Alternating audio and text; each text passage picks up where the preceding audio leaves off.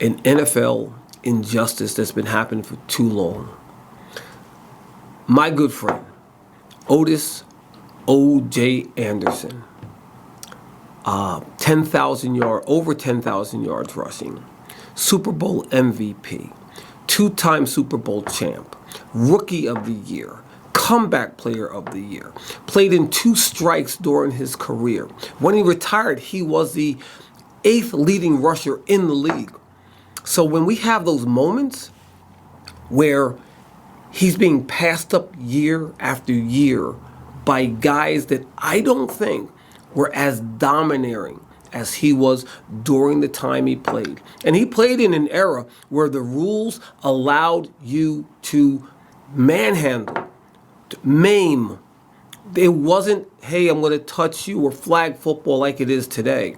He played in an era where you really had to be a hard-nosed player and you had to earn every yard that you got. But I think that the NFL and the NFL's Veterans Committee, they got it wrong. I think Sterling Sharp, he's a great player.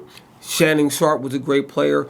But do I think that Sterling Sharp is more deserving to be in the Hall of Fame than O.J. Anderson? I don't. And I think that, the Veterans Committee, these are the guys that played next to him during his glory days. These aren't, guys that played after him. These are the guys that were in the trenches with him. And for the veterans not to vote this man into the Hall of Fame, I think it's a disgrace. I think it's a disgrace. I think that the NFL and I think that the writers who had the opportunity to vote OJ in before he has to go in through the Veterans Committee, I think they should be ashamed of themselves. Because if you just look at his stats, look at his career, there are 2 other players in the league that are in the Hall of Fame that only played, I believe, 6 or 7 years. And that would be the great Gale and Terrell Davis. Go look at Gale Sayers' numbers for the first 4 or first 6 years of his career. Go look at Terrell Davis's numbers for the first 6 years of his career. And then go look at OJ's numbers for the first 6 years of his career. And see what he did, match him up and see where he stands. The thing that people don't understand is OJ was traded from the Cardinals to the Giants. He was coming off the bench.